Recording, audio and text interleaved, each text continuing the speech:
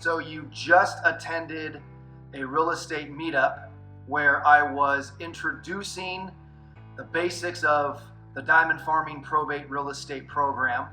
And now here you can re-watch that presentation as many times as you'd like.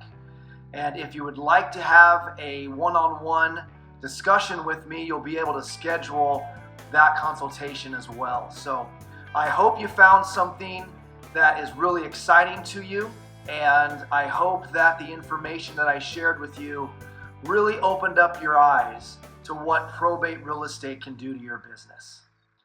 Welcome to the Diamond Farming Probate Real Estate Training Introduction webinar. My name is Gary DiGrazia Jr. I'm glad you're here.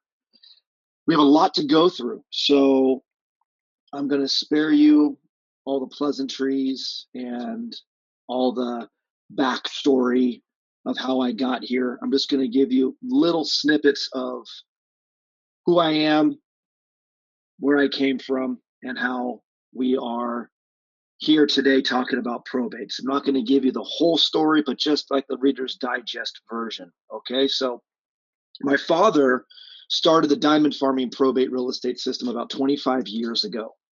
He started probate back in 1987. It took him 2 years to close his first probate. That's simply because back in 1987, there wasn't anybody like my father out there teaching real estate agents how to find these deals and put these deals together and successfully close these deals.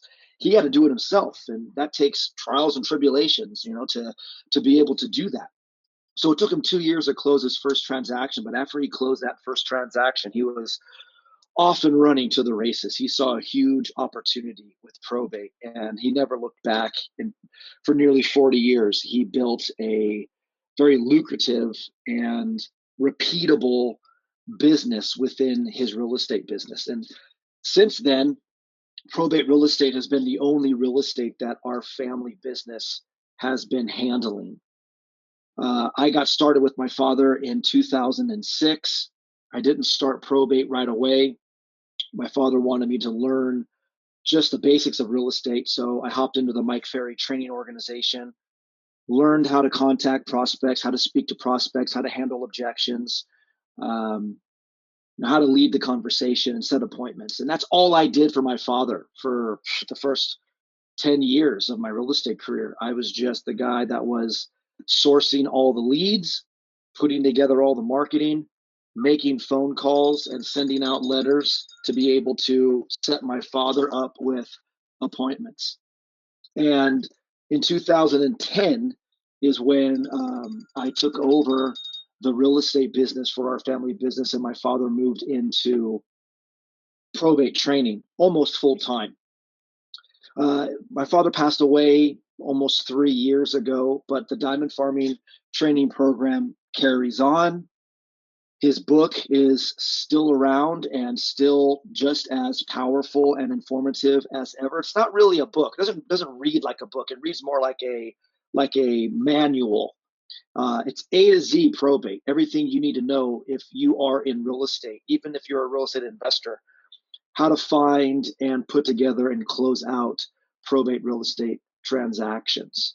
So let's jump right into the content, because like I said, we have a lot to get through, and you're either here because you met me somewhere and you asked about probate training and I sent you a link to this webinar, or you might have seen me speaking at a real estate meetup and you wanted to rewatch the presentation that I gave at the meetup.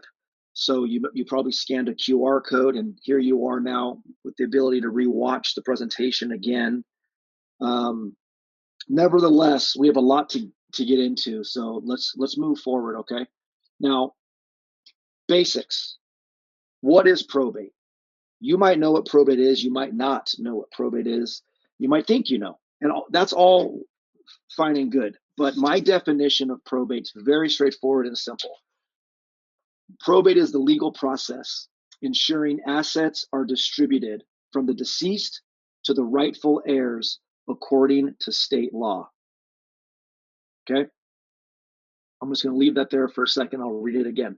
Probate is the legal process ensuring assets are distributed from the deceased to the rightful heirs according to state law.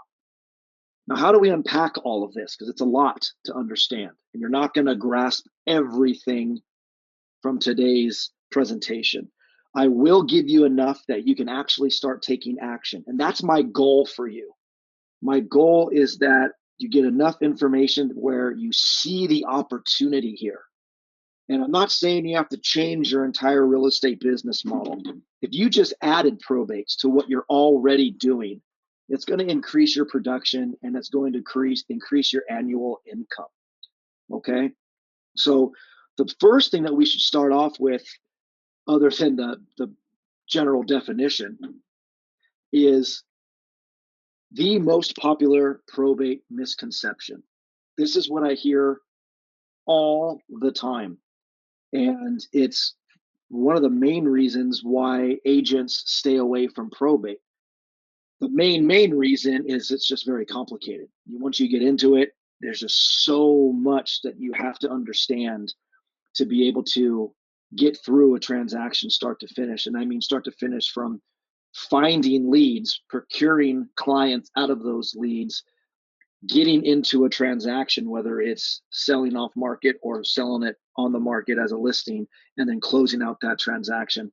Agents have told me before, yeah, I've done a probate. It was just too much for me, too much to understand. There's no way I'm going to be able to grasp all that information. I believe you can, but the most common misconception that I hear is I don't want to wait 7 to 10 months to get paid.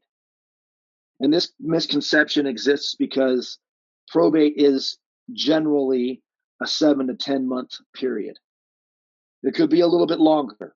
It's not going to be any less than 7 months, but it could go 10, it could go a year, it could go longer than a year. And agents, for some reason, believe that they have to wait till the probate has been completed for them to receive their commission after selling an estate home. This is incorrect. The estate has to wait until the end of the probate before the proceeds can be distributed to the heirs. But when we sell real estate during the probate process, we get paid when escrow closes, just like any transaction. All right. So if you're thinking this, or you've thought this, or if you hear it, now you know what the actual answer is. So terminology is important for many reasons. Obviously, you're going to need to know the proper terms to be using when you're working in probate. You're going to need to know how to communicate with the estate attorney in any of their requests or requests that you are asking them. You're going to need to know what you're asking for. And understanding the terminology is really helpful when you are speaking to prospects that you're trying to engage into hiring you to sell the estate home. So let's go into the rundown of basic probate terminology. First, there's the PR. PR stands for personal representative. When an estate starts the probate process, the person who is nominated either by the family members or through the will, named in a will, to handle the estate, this person at the beginning of the probate is referred to as the personal representative. Administrator or executor. Once probate starts, the personal representative will have a scheduled court hearing, usually about 30 days after the probate has been initiated. County by county, this timeline varies. I've seen 45, I've seen 60 days after probate's been initiated. But generally speaking, once the probate has been started, the personal representative will have a hearing date roughly 30 days away, where the personal representative will go before the judge to be approved as either the administrator of the estate or the executor of the estate. What's the difference between the two? Not much.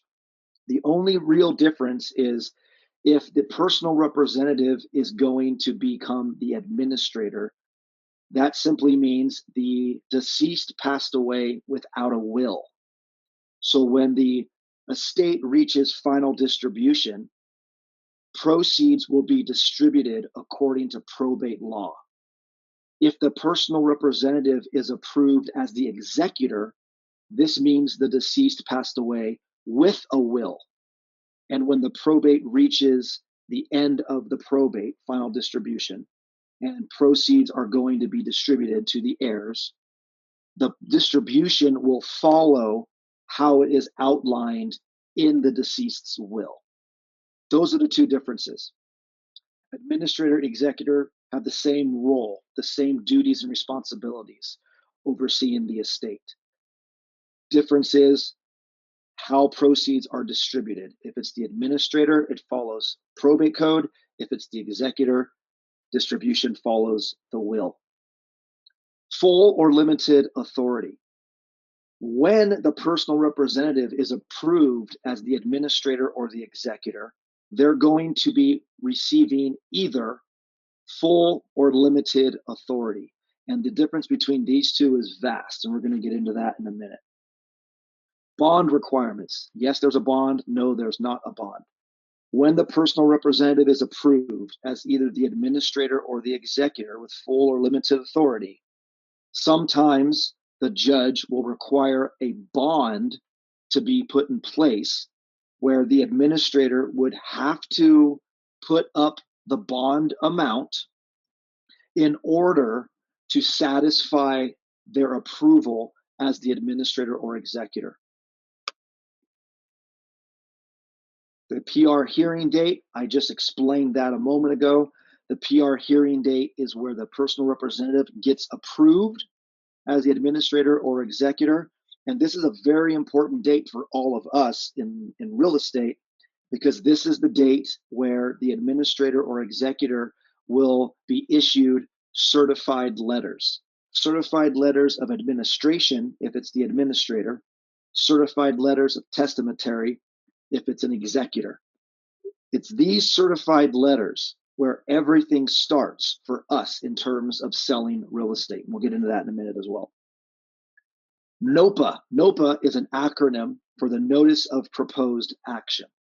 Very, very important document in terms of selling real estate during probate. And I'll elaborate on this as well in a few minutes. The federal tax statement letter is a document that either the estate attorney is going to prepare that you're going to have to request, or if there's no estate attorney, then the administrator or the executor will have to prepare this. This is a very important document as well when it comes to real estate, which I'll explain in a few minutes here. I'm going to break all this down in a couple of minutes. Probate advisory is a disclosure that has to be included with every probate sale. Even if you're on the listing side or if you're on the buying side, the probate advisory will have to be included in your listing agreement or your offer, your residential purchase agreement. And probate addendum number 1. This is nothing official. Probate addendum number 1 is an additional addendum that my father created just over the course of doing hundreds of probate transactions and seeing different holes in the transaction and trying his best to protect the estate from any unforeseen pitfalls or problems that could happen during the escrow process. If an agent who's working probate has been trained by either myself or my father, they're going to know all about the probate addendum that my father and I use. And this probate addendum will give you a competitive advantage if you're competing with another agent or agents to represent an estate for a sale. Now let's get into what limited authority and full authority means. Limited or full authority basically is telling us the bandwidth that the administrator or executor has in which they can operate in liquidating the assets. So if it's limited authority, when they're selling a house, for example, under limited authority probate law, the sales price has to be within 90% of the appraised value. So if you find a probate that is limited authority, you're not going to be able to really find an investor for this, because what investor is going to pay 90 cents on the dollar? Maybe if they're buying and holding, but for the most part, most of the investors that I'm working with are 70, 75 cents on the dollar. But for limited authority, if you're buying a property through probate that has limited authority, the buyer is going to have to make their offer within 90% of the appraised value. The buyer is going to have to put down a 10% deposit. So that's going to get rid of FHA buyers, VA buyers. Anyone who's putting down less than 10% is not going to be able to qualify to purchase a probate property under limited authority. There's complete court supervision. With limited authority, every action that the administrator or executor is taking is completely scrutinized by the courts and has to be approved by the judge. And once you get past all of this, there's an overbidding process that limited authority probates will go through when they're selling an asset. So when you're selling a piece of real estate under limited authority, let's say that you find a probate, it's limited authority, you bring in a buyer, they make their offer, it's within 90% of the appraised value, they put up 10%. Then what's going to happen is the court has to oversee all of this. So it's going to go on a court calendar, which is usually 30, 45, 60 days away. Now your buyer's money's tied up for a couple of months. And then you all attend the overbid process at the courthouse. You might show up with your buyer. There might be 5 or 6, maybe more, other agents there with their buyers, or investors there, just other buyers in general. And then a bidding process will begin. It's very much so like an auction. There'll be a price determined and an increment of usually $5,000. Sometimes it could be more, rarely it could be less. And then the judge will just start from the left and move across each person to the right and continue to bid and bid and bid and increase the amounts with the designated amount of either $5,000 or more, until there's only one person left, and then that buyer will be awarded the property. Limited authority really narrows the buyer pool for the estate. I stay away from them completely. My father used to work with limited authority whenever they came up, but just realized after a few of them, it's so much time invested. If you're the listing agent, yes, you're going to get paid even when it goes to overbid. But even at that, whatever commission you agreed with the estate in the very, very beginning could be altered by the court at this process later on. Everything, the court just has their hands in everything, and the administrator or the executor does not have full control over the sale of the property. I prefer to work full authority. Full authority exists because of the Independent Administration of Estates Act, the IAEA. This is the law that was enacted in 1987. And what this law does, in contrast to limited authority, the estate can accept any deposit agreed upon between the estate and the buyer. They can accept any price agreed upon the estate and the buyer. There's no court approval, no court supervision. The court's not going to intervene in your transaction and make changes. It's 100% full authority by the administrator or the executor. This is where I work. I would say 60% of the time, maybe 55. But this is by far the best way to work probate, is by handling probate properties where the administrator or the executor has full authority. Let's talk about the probate opportunities. Okay, there's a couple of different types of opportunities that we work. So there's future business and there's now business. So future business would be brand new probate petitions that have just been filed with the court. So maybe they were filed a few days ago, a week ago, 2 weeks ago. Nevertheless, they have not reached their court date yet, where they're going to be approved and receive those certified letters. So new petitions are future business, where as you are prospecting and marketing to them now, your conversation has to be created and communicated in a certain way that is reflecting your understanding and your knowledge of what's to come later. We're not talking to these potential clients in the effect of let's meet tomorrow and let's talk about listing the property. This is future business. Other future business are pre-probates. Now, pre-probate simply means someone's passed away, but the estate has not started the probate process yet. And this is where we spend the other 45% of our time. We happen to have affiliates, attorneys and paralegals that work with us on a regular basis. And a lot of the times, my partners and I are doing the document preparations and we're doing the filings, or I should say, we're helping the administrator or executor with their document preps and their filings to help save them the extra cost of having to hire an attorney. In the event that a pre-probate client does in fact need the attention of an attorney for whatever reason, maybe this is a very complex probate, maybe there's a lot of heirs and there's a lot of animosity between the family, everyone's fighting over money or whatnot, we're able to bring in one of our affiliate attorneys who can oversee the process for our clients. But this is still future business because we have to take this estate, start probate, which is filing the petition for probate, and move them along the timeline.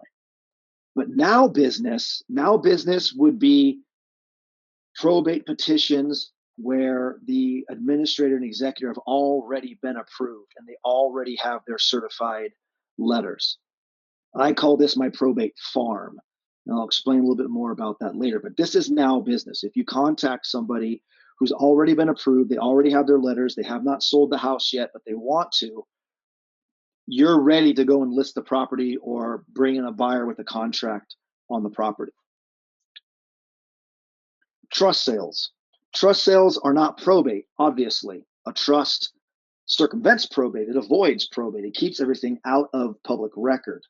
Where you find trusts, or at least where I find trusts, is through our resources of obtaining the data in which we use to contact pre-probate leads. When we're going through that data, we are able to tell if it is a trust or if the deceased did not have a trust.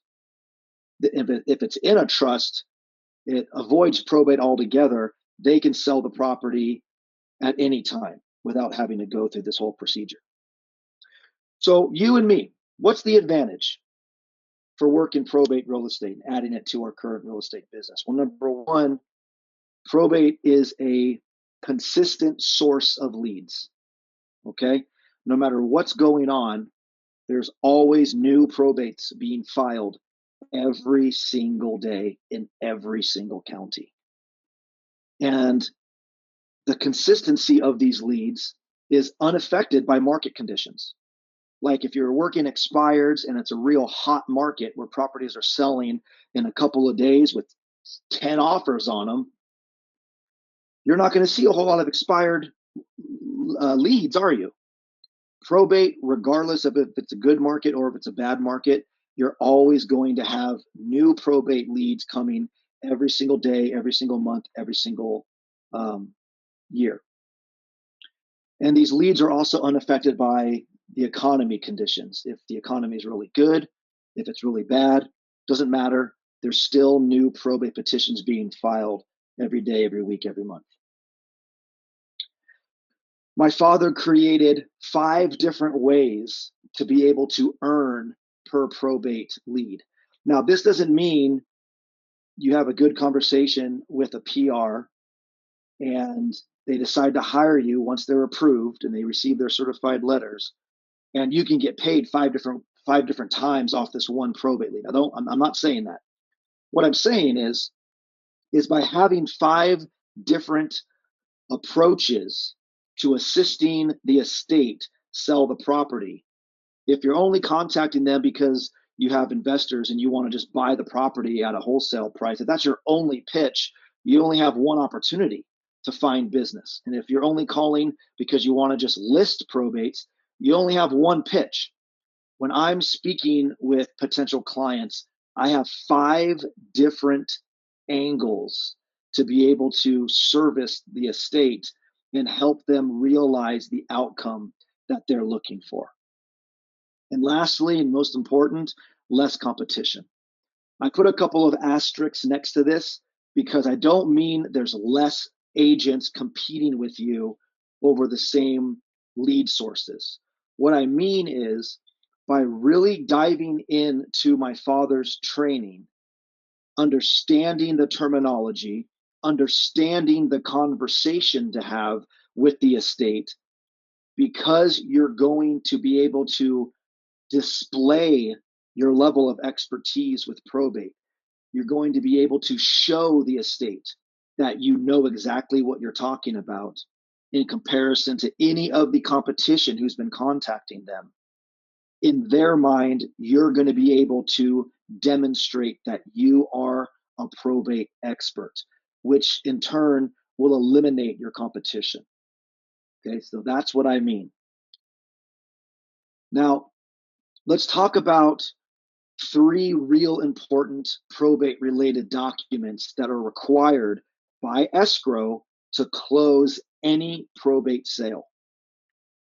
The first one are those certified letters that I was talking about, either certified letters of administration or certified letters of testamentary. When the personal representative is approved as the administrator or the executor and they're issued their certified letters, it's these certified letters that give that individual the legal authority to liquidate the assets. They can sell any asset and convert that asset to its monetary equivalent at any time during the probate process once they receive these certified letters. They just can't distribute those proceeds until the end of the probate. So that's why I was saying these certified letters are very important to you and I as real estate agents, because without these certified letters all issued, the administrator or the executor will not have legal authority to sign your listing agreement or to sign a purchase offer, to sign the grant deed at closing. They don't have the authority to do so. So once they're issued these certified letters, now they have that legal authority. Next is the NOPA that I mentioned. The Notice of Proposed Action is a document that is issued anytime the administrator or executor is taking an action towards liquidating an asset of the estate. So if the executor is selling a house and you ratify a contract, we're going to have to request from the attorney to issue out the Notice of Proposed Action. The attorney will prepare this document and mail it to every heir who has interest in the estate. There's a 15-day expiration timeline with the Notice of Proposed Action. If one of the heirs wants to contest the sale, they have to do so in writing within those 15 days. If nobody contests during those 15 days, if nobody completes the paperwork on the NOPA and sends it back to the attorney or to the courthouse, that is the same as giving consent. Once the 15 days has expired, if no one's contested, that opportunity has gone and passed, and you can now move towards closing the sale. In some situations where there's just one heir, or maybe there's 2 heirs, a lot of the times, not every time, but a lot of the times, we will recommend a waiver of NOPA. And what the waiver does simply removes that 15-day waiting period for any heir contesting.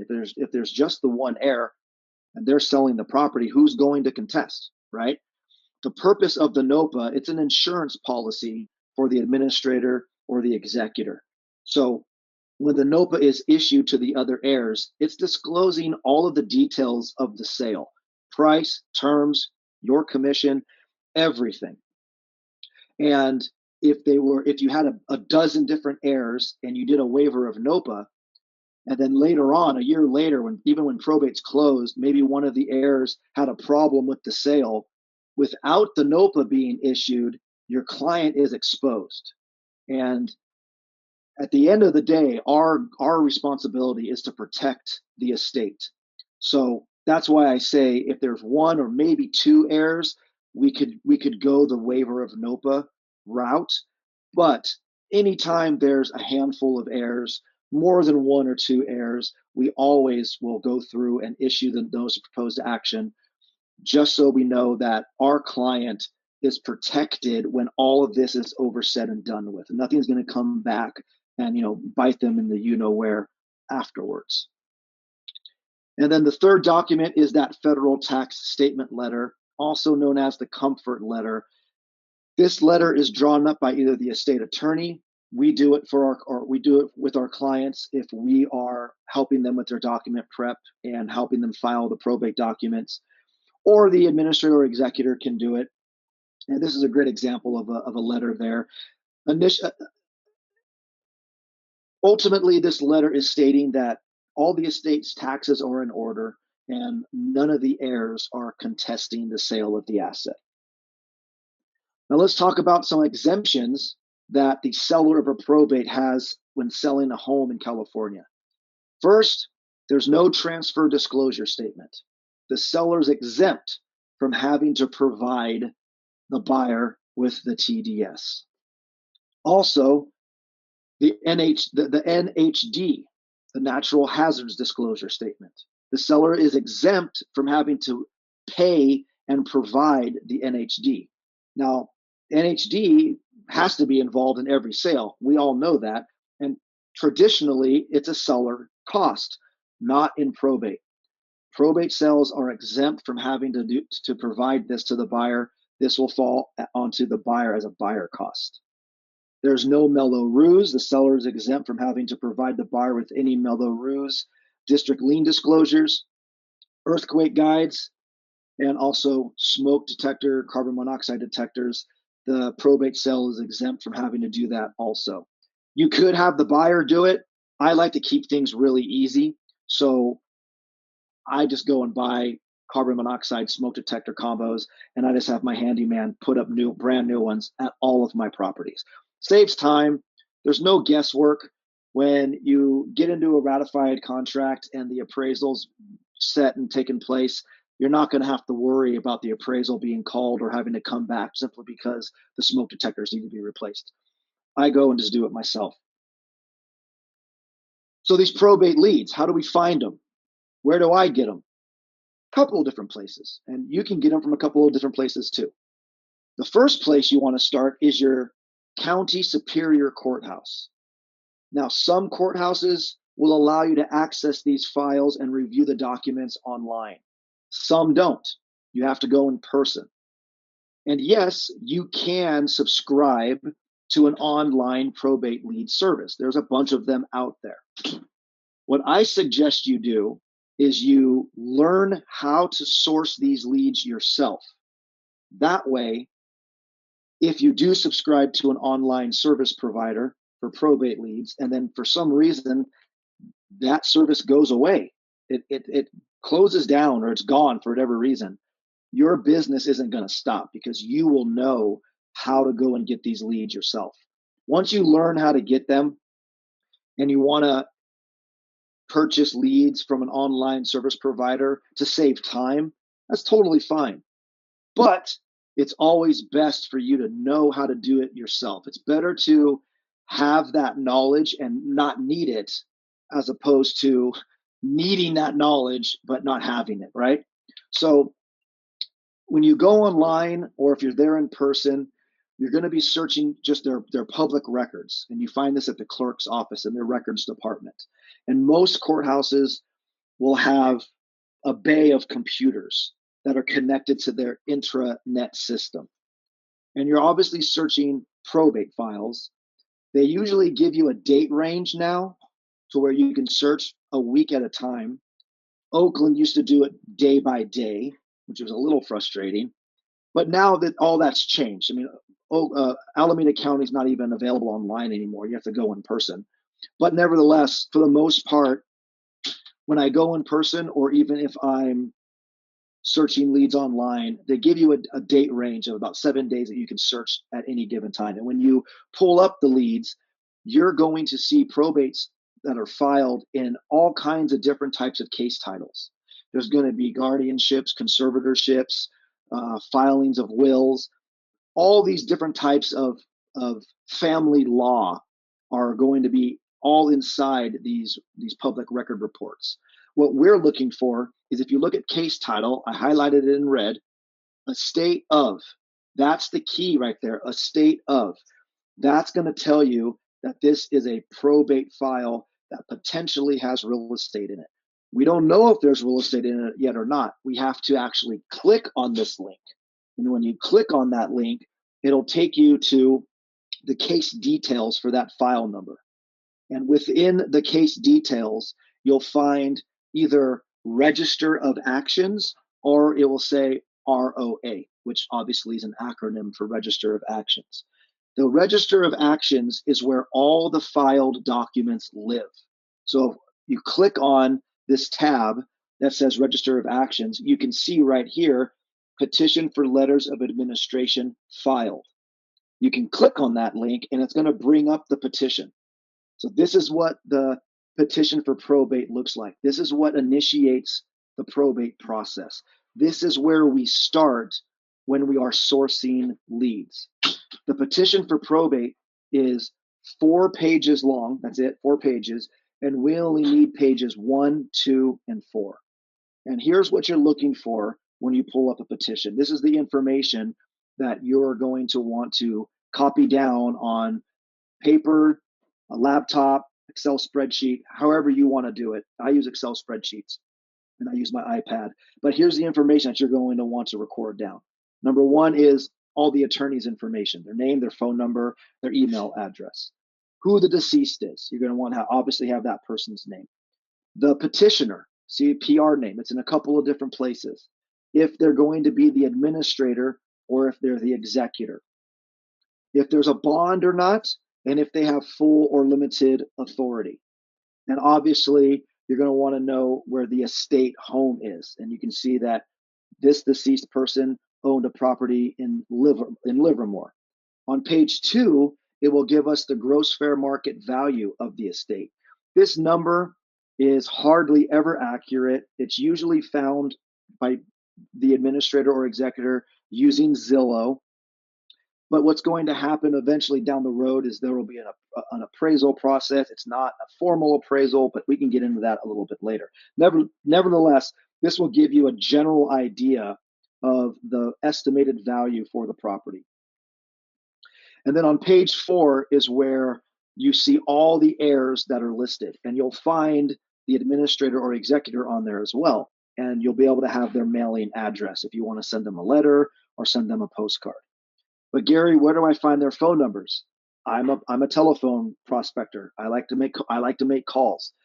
The phone number is found on the duties and liabilities, which is another document along with the petition for probate that are initially filed. And just like you saw when I showed you where the petition for probate was filed in the Register of Actions, there will be another document that will be filed and it'll say duties and liabilities.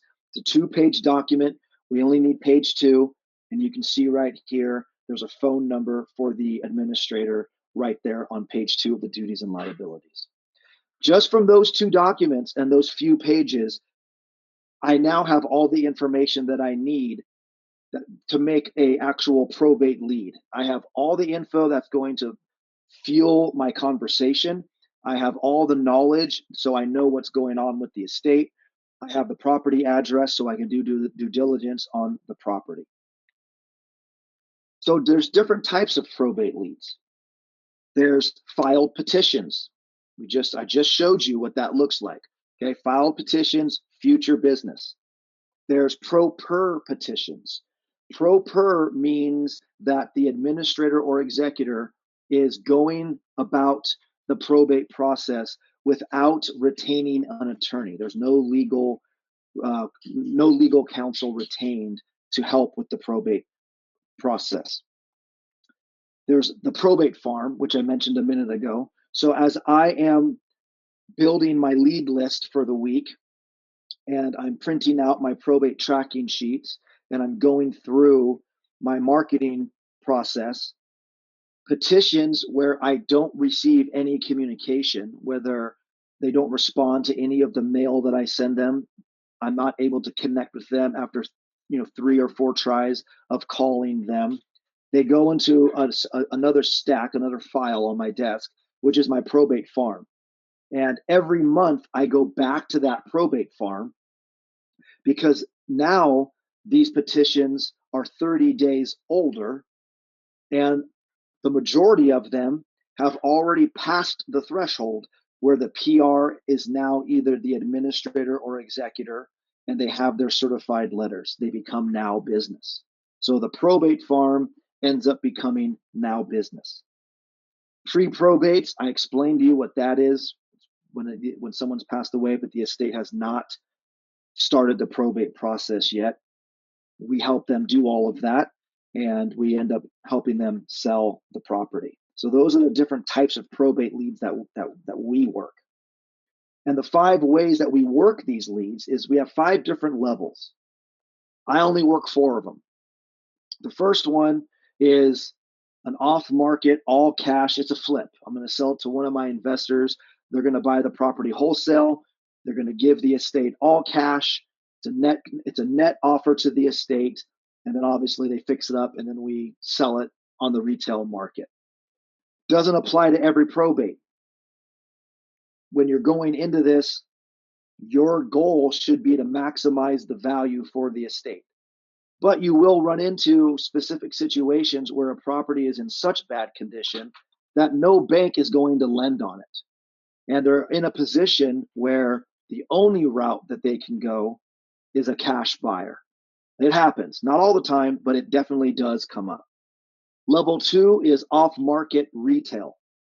So when I'm working with an estate early on and we've already agreed that they want to hire me, before the property is able to go on the market, and I already know that they're hiring me, we've already been working together, whether it's a pre-probate and we're helping them with all of their documents, or if they just filed their petition, we had a great conversation, they showed me the house, but they're still 30 days away from being approved.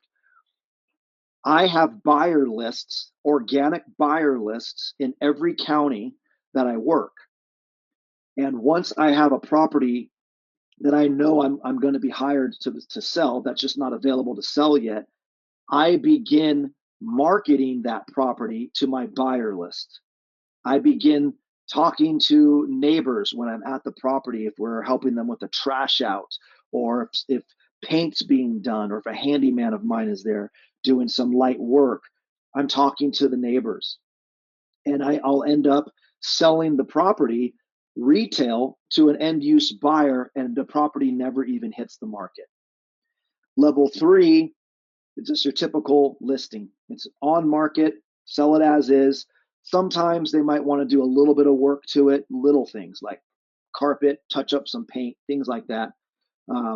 Or it's just simple as is, we're going to list it, put it on the market. Level 3 is just your typical MLS listing.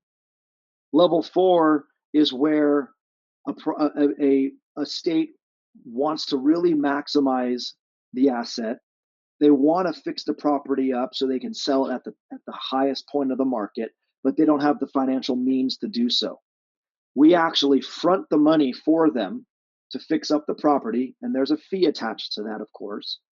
And then we put the property on the market at the high end of the market, and then we sell it for high market value. Level 5, court confirmation. This is limited authority. You can work these if you want to. I don't. This never even comes up in any of my conversations, because when I see a petition that's limited authority, I just skip it and go on to the next one. So for you, you might see an opportunity there, but that's completely up to you. I stay away from them.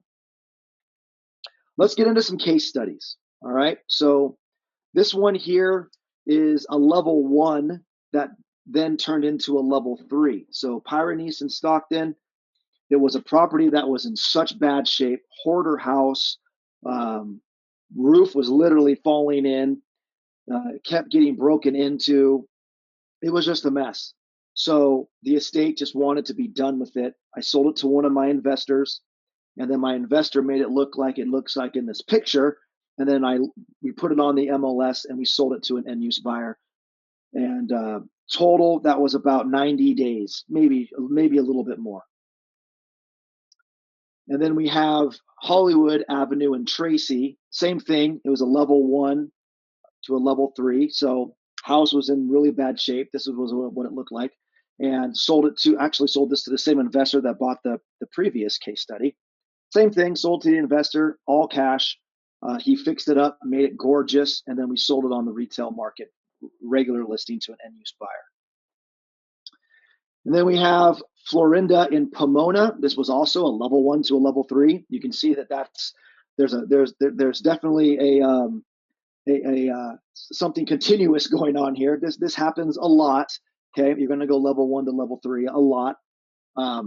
So down in Southern California, working with my partner Teresa Ortez, sold this to one of our Southern California investors. He fixed it up, and then we listed it for him, and we sold it on the retail market. I put asterisks there next to the commission because I split that deal with my partner down in Los Angeles. So this was just my side of the total. And then we have Guilarte Drive in Pinole. This was a level 2. So this was a property where the house was in really good shape. It was as is. It needed carpets and paint, but great bones. We had all the inspections done, and I ended up finding a retail buyer through the neighbors while I was there having my trash out crews clean it out. And this property never even hit the market. I was able to sell it to an end use buyer, a young man and his family moved into it. It was a piece of cake. It was fantastic. It was a win for everybody. The estate was happy because they sold it retail. The buyers are happy because they got a great house. They didn't have to have any competition. And I double-ended it. Astor Lane in Manteca, level 3. This was a property that we initially tried to sell to one of our investors, but we just could not make a deal that was in the best interest for the estate. Even though it was one of my investors and I would have loved for him to get the deal, he just wasn't able to pay enough that made sense for him. So I have to protect the estate. They're my first priority, not my investor. So we didn't go that route. I advised my clients to let's put it on the open market and let's see if we can get other investors and multiple offers from investors. And then that way we can bid the price up a little bit more. And that's exactly what ended up happening. Another agent from the Sonoma area had a buyer, an investor, who bought the property to hold. And that's why we were able to sell it much higher than a flip investor was willing to pay. So I just got a listing commission out of this, and the investor bought the property and fixed it up, and to my knowledge, has been renting it out. And then we have North Country Drive in Antelope. That's up in the Sacramento area. So this was a pre-probate that went level 3. So pre-probate, like you already know, they haven't started probate yet. So my partner, Teresa Ortez, and I assisted him by helping him with all of his document preparations and getting all of his filings in and making sure we're meeting all the deadlines and following the timeline to a T and making sure that everything is right so we can get approved.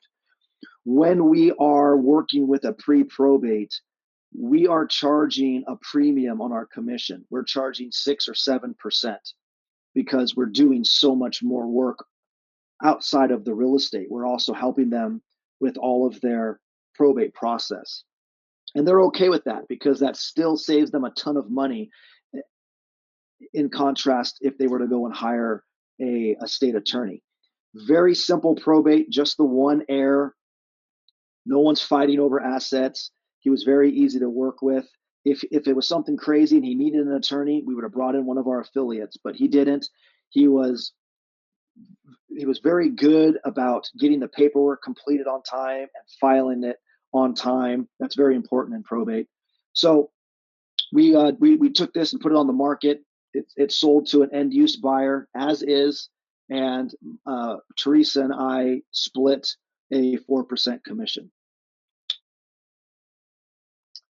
And then we have Capitola Circle. This was a pro-per client who I was tracking for a couple of weeks. Then those couple of weeks turned into a month and a half. And as I'm tracking the file, I noticed that at his first hearing to be approved, he got continued. So a continuance means that um, there's some things wrong. There's some things that are incomplete with your filing, and the court will continue you for usually 30 days, maybe sometimes more, depending on the county. But he kept getting continued after continued after continuance after continuance. So when I finally reached out and told this gentleman that we could fix all this for him and get the job done for him, we ended up only charging him a 6% commission. We got everything fixed up for him. We got him approved. We got him his certified letters, and then we sold this property on the MLS market to an end use buyer. Teresa and I split 4%. Buyer's agent was paid 2%. And then we have Overlook Drive in Walnut Creek. Same thing as the last case study. This was a pro-per who was trying to do the probate process himself, but as he was getting into it, it was becoming very overwhelming and confusing. And, when he's trying to do this while at the same time hold down his full-time job, it just became too much to manage. And he ended up reaching out to us from some of our marketing, and we had a few different conversations. He felt very confident that we were the right people for the job to help him. We explained to him why we have to charge 6%. It was just him and his brother. They were totally fine with that as long as we can get this done and off their shoulders. And that's what we did. We were able to take the probate weight of the probate off of his shoulders, make sense of everything for him, point him in the right direction. Everything got done smoothly. He was approved on time. We put the property on the market with one of our agents who is out in the Contra Costa area, and we gave that listing to that agent. He managed the listing, put up his sign, and we all split the commission. It sold on the market. It sold for quite a bit of money. So you can see that even my share of the commission was still a significant amount.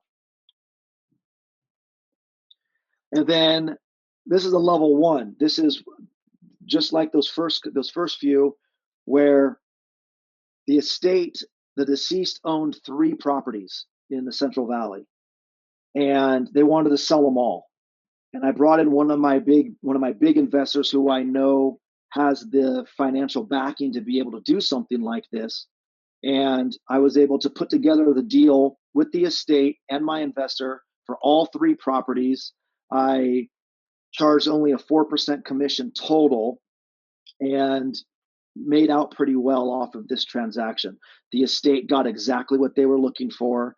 My client was very happy with his purchase.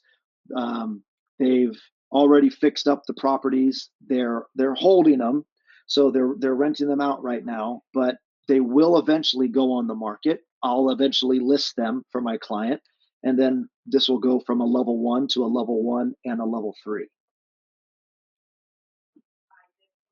So what do you do next? It's pretty straightforward. Go get some leads. At least go 30 days back. Maybe go 60 days back if you can, but gather some leads, okay?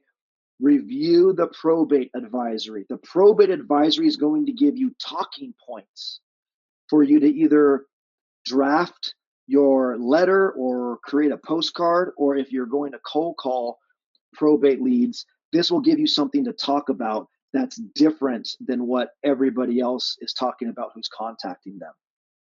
And just get going. Just start. Okay? Just start. Intelligence on ice is never going to be as successful as ignorance on fire. So even though you don't know what you're doing yet, but you have leads, you have talking points, just get working. Start talking to people and start getting your marketing out there and start making things happen. Okay? So that's it. I hope that this opened your eyes to the wonderful world of probate real estate. Thank you for your time. I appreciate you spending this time with me. If you'd like to have a conversation with me directly and talk about how to fit probate into your business, you can scan this QR code and schedule time to speak with me. and I'll help you determine if probate's a good fit for your business and for the type of agent that you are. I'm not gonna lie to you. I'm very real when it comes to this. If you're not cut out to handle probate, I will tell you, and I'll tell you why. But if you are, I'll absolutely help you get the probate business going for you in your marketplace. Okay? So thank you so much for your time today. I hope that this got you excited, and I hope to see you out there working probates, and let's do some deals. All right? Take care. Bye bye.